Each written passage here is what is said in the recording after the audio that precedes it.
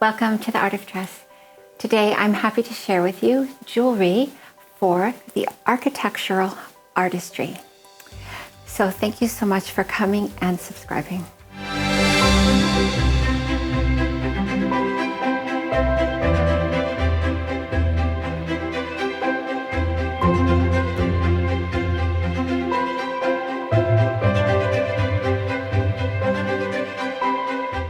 When we look at something around jewelry, such as this pair of earrings with Joan Smalls, we can see right away the qualities of form of the architectural jewelry.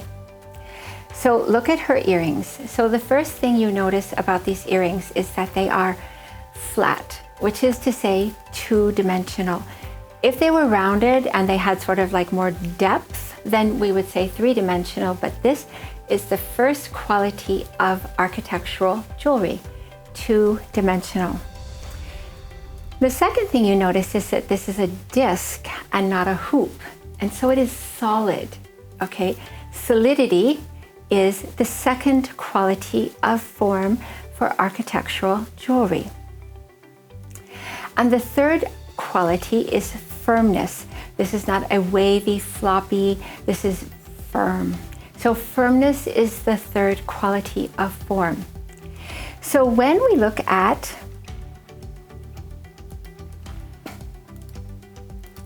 our symbol for the architectural, many of these qualities are reflected in the symbol.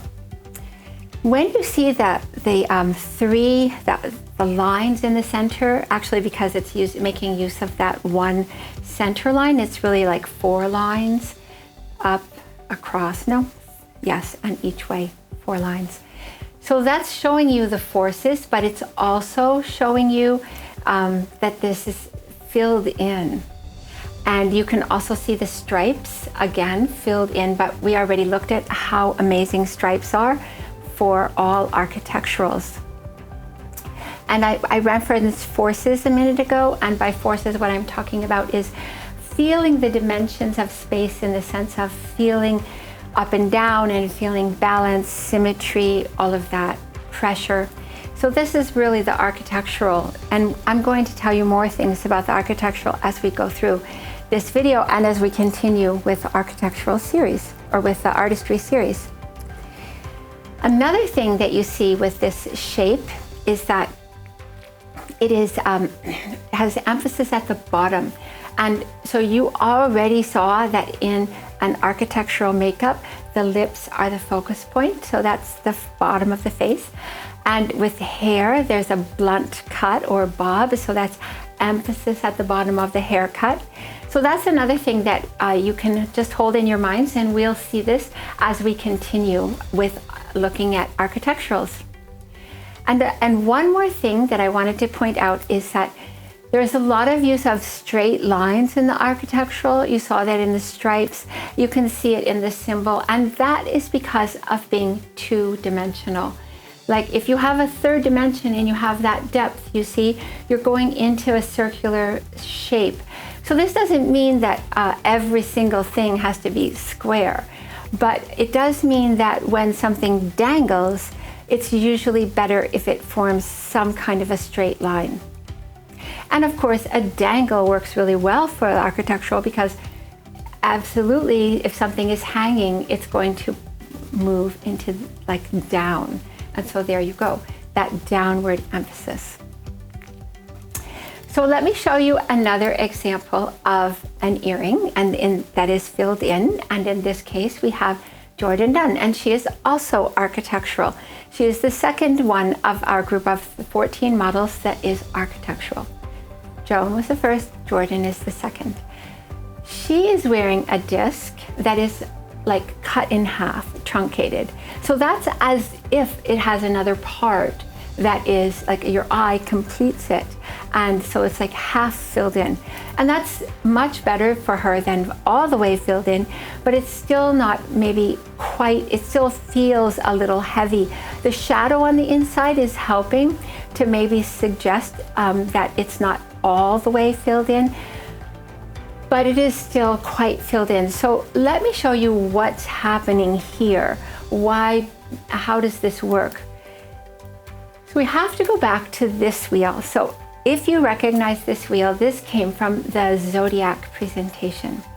And what I showed you in that presentation is that I took each model from our style and put them in a circle, standing in like, around in a circle.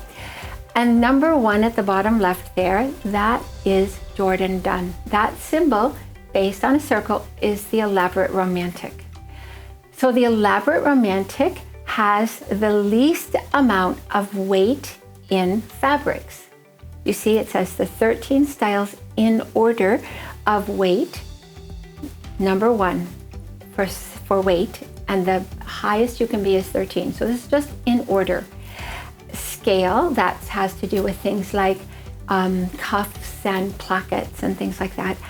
And simplicity, so that means lots of detail. But what is not on here is another application of the same rule, and that's what we're bumping up against here, is that the amount of filled inness, you could call it, the amount of solidity is going to be 1 for Jordan. And because she's the elaborate romantic number 1, it's going to be 3 for Joan Smalls because she is the true gammon. You see the diamond shape there with the line through? True gammon. So she is number 3. And go all the way around the wheel to number 13. And there you have Chanel Iman. That's the elaborate natural. So she can wear the most filled in of anyone. She can wear truly solid. Now this rule applies to other things as well. And this is the kind of thing that will be on the website very soon. And that's things like weight of fabric, not weight of fabric, sorry, any of the qualities of fabric. Shine, how much shine can you wear? Texture, how much texture can you wear? How balanced of a weave? How firm, how soft, how much print? All of these things come under this 1 to 13 rule, so that the style this is where style has its way, so to speak. It's style rules. And so all of those qualities, including how filled in your earring is subject to this 1 to 13 ordering. So now when you see a picture like this with Joan, you know for sure that she really feels this, because this is an example of a filled in form worn with a very dressy dress. So she styled, I'm assuming she styled it herself, or she worked with a stylist. It's not the same as for example, a runway or even an editorial. Another thing that I will mention, we have to come back to jewelry again later on, because size of jewelry is not connected to artistry and it's not connected to style. So size of earring is going to come up when we get to coloring. So all of these 3 things, style, artistry, and coloring, work together, and one governs one aspect and another governs another aspect. And so this is why on the website, you're going to find articles that are specifically for you, your style and your artistry and your coloring. So now when we see an earring like this, I've made an exception here because I found such good examples of architectural earrings, and Leah Cabede is composite. But one thing you can know is that even though she's not this artistry, this rule of how open or how filled in her forms are is still happening for her. So she would be number 10 out of 13. So 13, 12, 11, 10. So look at how filled in the form is, and you can feel that this is in balance with her. And it helps, of course, that that's an ellipse, which is very closely related to an oval, and she is in the classic family. But the earrings, as I have been saying, so they are solid to some degree. They are firm. And again, that's to some degree. They don't have to be so firm if you are 1, 2, 3, 4, the lower numbers. And then the last one is two-dimensional, so flat. Okay, so here's another example of this kind of earring. And this one is an interesting one because here we have Chanel Iman, and she's wearing an earring that could be even more filled in for her, but it still looks amazing because it is significantly filled in, because not only is the outside big, but the center part is quite big as well. So these are not hard and fast rules. There's no, like, you're not going to take out your ruler or your laser measure and measure this. It's just to say that you will be using your own feeling, but this is what you're looking for. And if you know your style, it helps you know where you are on this range.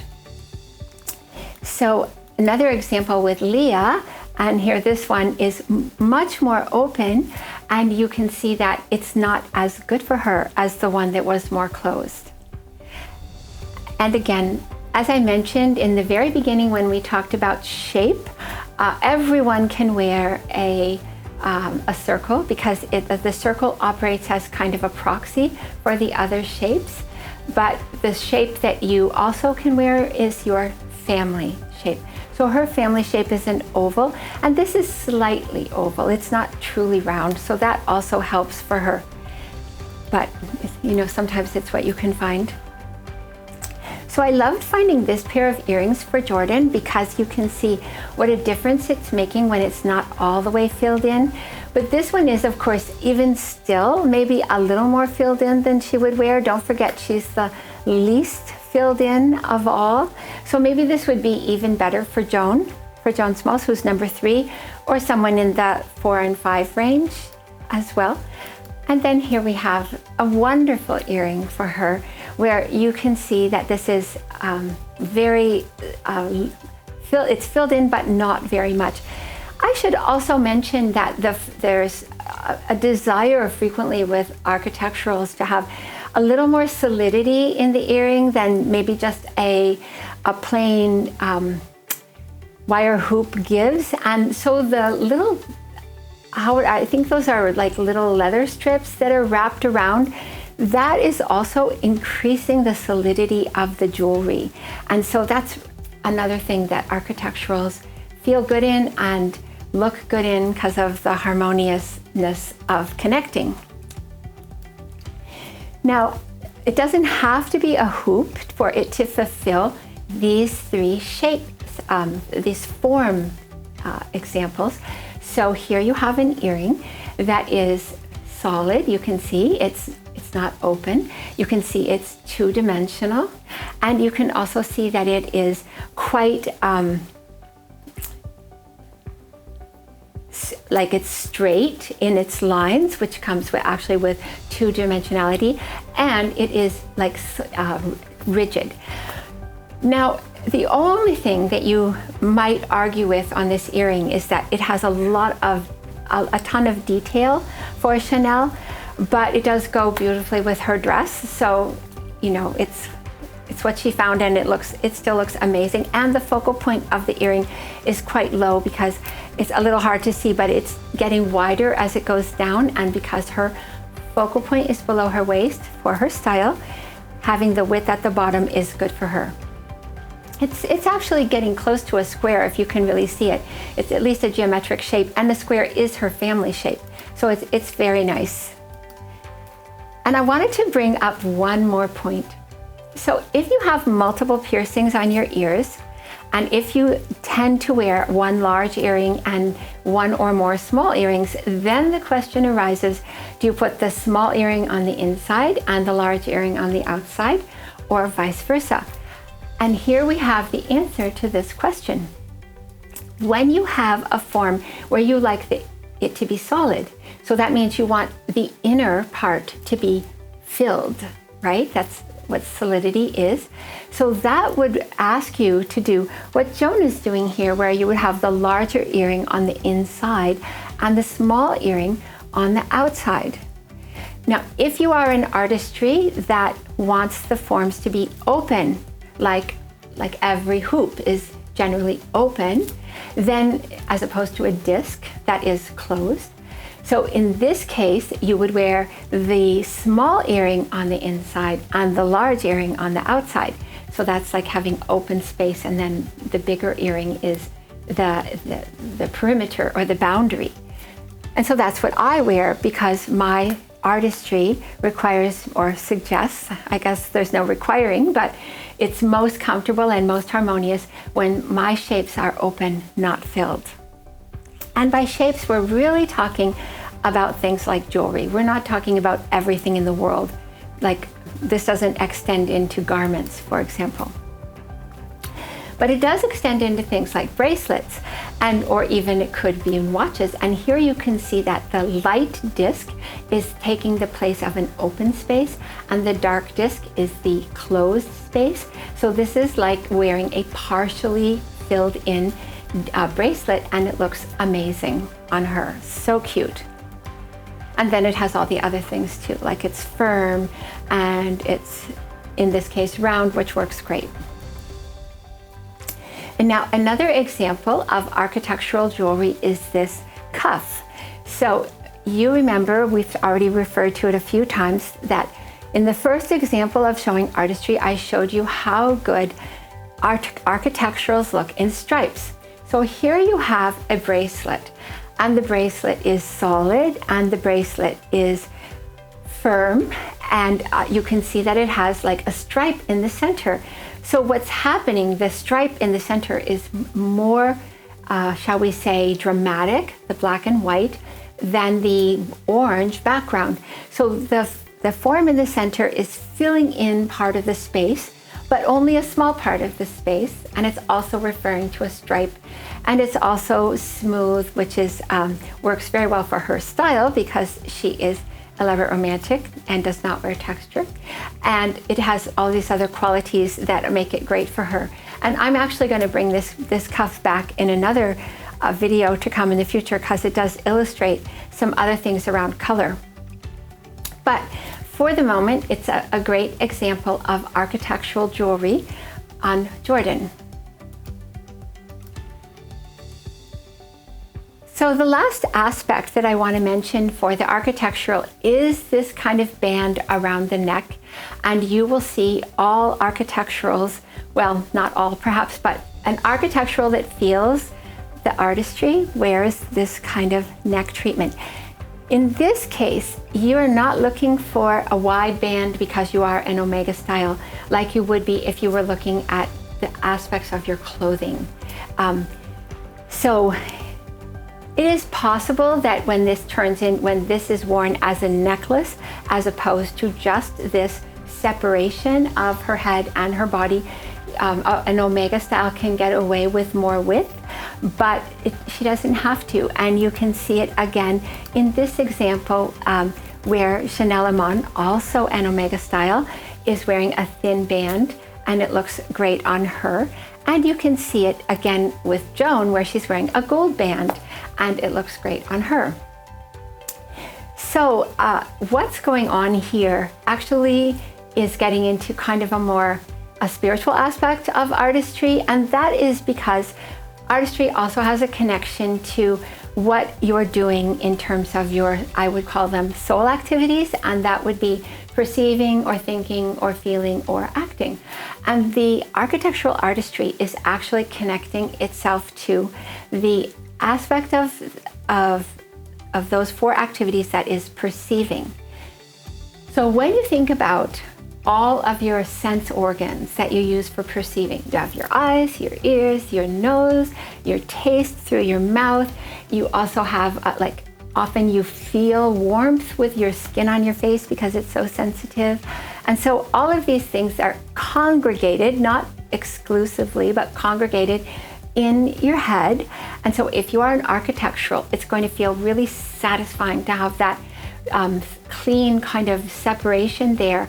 And this is also why people like architecturals who wear print also wear collars with a collar band that fits there. And so those two things go together, not only for architecturals, but for anyone whose style includes print. So this is the summary then of this.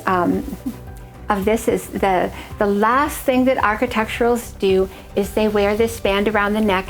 And as you can see from this example with Jordan, it is perhaps most successful if it is worn a little higher on the neck, because once it drops down, it starts to become a necklace.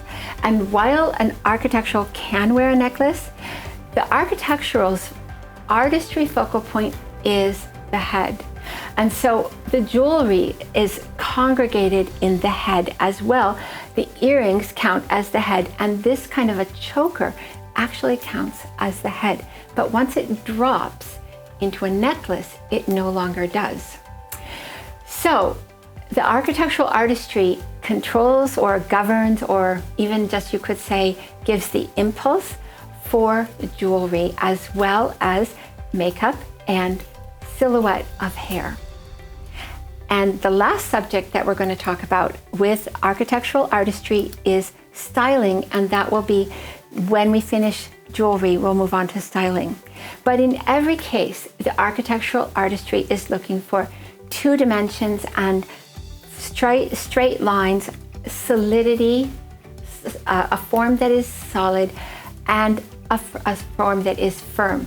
So just to distinguish those two one more time, something could be solid. It could be like, you could imagine a, sometimes they have those like flat, it could be a flat little plastic shape that was totally filled in, solid, but it was very loose and wobbly, so that wouldn't be firm. And of course, the amount of firmness is back to your Zodiac Wheel. So just to sum up here, is the final sum up is Chanel Iman, Elaborate Natural, and she's wearing a dress that is so many things that are good for her. It's soft, it's in her, this is the kind of print that she wears, this is her silhouette, the design interest is in the bottom of her dress, and she is also styling herself. But one big and important thing there that you can see is that her earrings are strong, and also she's wearing this kind of a choker look, and then supplementing that with another small necklace so that the upper part is stronger than the small necklace. So just amazing, and an example of some parts of artistry in action. And next week, I'm going to be excited to show you the sculptural artistry and how that affects jewelry. So once again, thank you for coming and subscribing, and I look forward to next week. And in the meantime, please take care.